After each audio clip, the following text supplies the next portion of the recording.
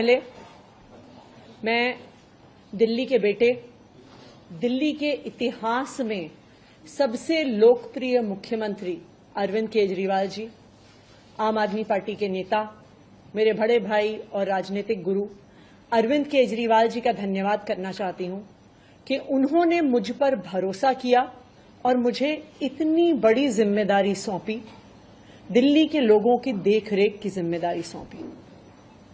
लेकिन आज मैंने मुख्यमंत्री के तौर पे शपथ ग्रहण जरूर किया है, लेकिन ये मेरे लिए, हम सबके लिए एक बहुत भावुक क्षण है जब अरविंद केजरीवाल जी दिल्ली के मुख्यमंत्री नहीं हैं।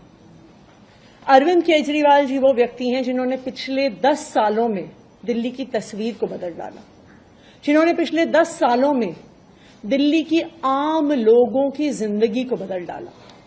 अरविंद केजरीवाल जी वो व्यक्ति हैं जिन्होंने दिल्ली में रहने वाले एक आम इंसान का, एक गरीब इंसान का दर्द समझा, उनके रोज रोज का संघर्ष समझा। उन्होंने समझा कि एक आम परिवार के लिए किस तरह से अपना घर चलाना मुश्किल होता है। अरविंद केजरीवाल जी वो व्यक्ति हैं जिन्होंने दिल्ली वालों को फ्री बिजली दी, 24 घंटे बिजली दी। अरविंद केजरीवाल जी वो व्यक्ति हैं जिन्होंने दिल्ली के सरकारी स्कूलों में पढ़ने वाले बच्चों का भविष्य बदल डाला, उनको जिंदगी में एक नया अवसर, आगे बढ़ने का अवसर दिया। अरविंद केजरीवाल जी वो व्यक्ति हैं जिन्होंने दिल्ली की महिलाओं को शिक्षा में, रोजगार में आगे बढ़ने का मौका दिया, फ्री बस यात्रा देके। अरविंद केजरीवाल जी वो व्यक्ति हैं जिनकी वजह से आज दिल्ली के लोगों को अपने परिवार के सदस्य का इलाज करवाने के लिए अपने गहने नहीं गिरवी रखने पड़ते, अपने घर नहीं गिरवी रखने पड़ते, क्योंकि सरकारी अस्पतालों में अच्छा इलाज होता है। तो जब अरविंद केजरीवाल जी दिल्ली के मुख्यमंत्री नहीं रहते तो ये हम सब के लिए एक बहुत मुश्किल और एक भावुक घड़ी। आज क्यों अरविंद केजरीवाल जी दिल्ली के मुख्यमंत्री नहीं हैं? क्योंकि भारतीय जनता पार्टी की केंद्र सरकार ने अरविंद केजरीवाल जी के खिलाफ षड्यंत्र रचा, उन पर झूठे मुकदमे लगाए, उनको इन झूठे फर्जी मुकदमों में गिरफ्तार किया, उनको 6 महीने से ज्यादा जेल में रखा, उनको तोड़ने की, उनको दबाने की हर संभव कोशिश करी। लेकिन अरविंद केजरीवाल जी टूटे नहीं, अरविंद केजरीवाल दबे नहीं। अरविंद केजरीवाल जी को सुप्रीम कोर्ट ने जमानत दी, एक ऐसे कानून में जमानत दी जिसमें पीएमएलए में जमानत मिलना लगभग असंभव होता है, और सुप्रीम कोर्ट ने ना सिर्फ उन्हें बेल दी, बल्कि बेल देते हुए केंद्र सरकार के मुंह पे तमाचा मारा और कहा कि अरविंद केजरीवाल जी की गिरफ्तारी एक दुर्भावना के तहत हुई थी। ये कहा कि केंद्र सरकार की एजेंसी सीबीआई, ईडी पिंजरे में बंद एक तोते की तरह हैं जो सिर्फ अपनी मालिक की आवाज में बोलती हैं। हो सकता है कि कोई और नेता होता तो उनके लिए अदालत का यह फैसला काफी था और वो तुरंत जाके मुख्यमंत्री की कुर्सी पर बैठ जाते। लेकिन अरविंद केजरीवाल जी ने इस देश की राजनीति में एक ईमानदारी और नैतिकता की मिसाल कायम करते हुए मुख्यमंत्री की कुर्सी से इस्तीफा दे दिया। उन्होंने कहा कि मेरे लिए सिर्फ अदालत का फैसला काफी नहीं है, मैं जनता की अदालत में जाऊंगा, और जब तक दिल्ली की जनता मुझे नहीं कहती कि मैं ईमानदार हूं, तब तक मैं मुख्यमंत्री की कुर्सी पर नहीं बैठूंगा।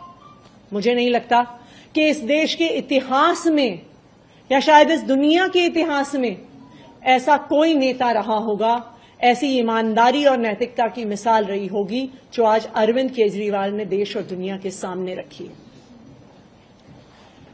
अब हम सभी दिल्ली वालों को मिलकर एक ही काम करना है, अरविंद केजरीवाल जी को फिर से फरवरी में होने वाले चुनाव में दिल्ली का मुख्यमंत्री बनाना है। अगर दिल्ली के लोग अरविंद केजरीवाल जी को दिल्ली का मुख्यमंत्री नहीं बनाते तो जो फ्री बिजली आज दिल्ली वालों को मिल रही है, भारतीय जनता पार्टी अपना षड्यंत्र रच के उसको खत्म कर देगी। जो सरकारी स्कूल अरविंद केजरीवाल जी ने सुधारे हैं वो फिर से बदहाल हो जाएंगे, मोहल्ला क्लिनिक बंद हो जाएंगे, अस्पतालों में इलाज बंद हो जाएगा, महिलाओं की फ्री बस यात्रा बंद हो जाएगी।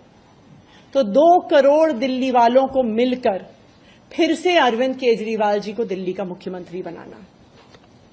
अगले 4 महीने के लिए मेरा यही काम रहेगा कि जो दिल्ली वाले परेशान रहे पिछले 1-1.5 साल में, जब से भारतीय जनता पार्टी का षड्यंत्र शुरू हुआ, जब से भारतीय जनता पार्टी ने एक एक करके हमारे नेताओं को जेल में डालना शुरू किया, जब से भारतीय जनता पार्टी ने एक एक करके हमारे मंत्रियों को जेल में डालना शुरू किया, जब से भारतीय जनता पार्टी के एलजी साहब ने दिल्ली सरकार के काम रोकने शुरू किए, आप देखिए पिछले 2 साल में भारतीय जनता पार्टी ने दिल्ली वालों को परेशान करने में कोई कसर नहीं छोड़ी।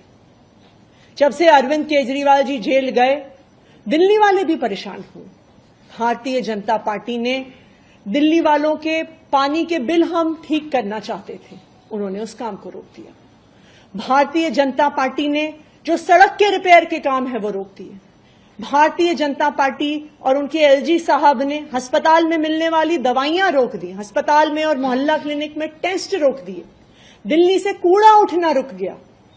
लेकिन मैं आज आपको आश्वासन दे रही हूं कि अब अरविंद केजरीवाल जी जेल से बाहर आ गए हैं और उनके मार्गदर्शन में दिल्ली में कूड़ा भी उठेगा, सड़कें भी ठीक होंगी, पानी के बिल भी ठीक होंगे, दिल्ली में जो सीवर की समस्या है वो भी ठीक होगी, जो दवाइयां नहीं मिल रही हैं उसको भी हम ठीक करेंगे। मैं दिल्ली वालों को यह आश्वासन देना चाहती हूं कि अब अरविंद केजरीवाल जी जेल से बाहर हैं, भारतीय जनता पार्टी का कोई भी षड्यंत्र हम सफल नहीं होने देंगे। Thank you. For exclusive and insightful videos, subscribe to our new channel ABP Live Premium.